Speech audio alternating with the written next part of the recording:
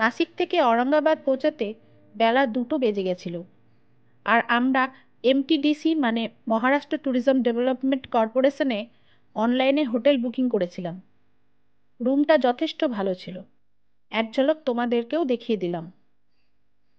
বিকেল 4টে নাগাদ আমরা চলে গেলাম বিবিকা মকবরা দেখতে। এটি একটি সমাধিসৌধ।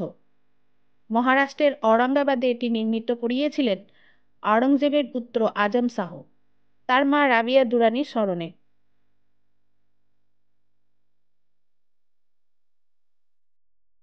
আওরঙ্গজেবের পত্নী রাবিয়া দুরানির আর এক নাম ছিল দিলরাস বানু।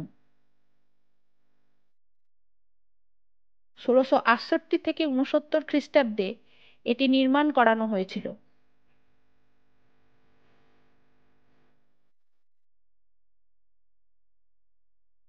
মুঘল ও দাক্ষিণাত্য শৈলীর মিশ্রণে এটি নির্মিত।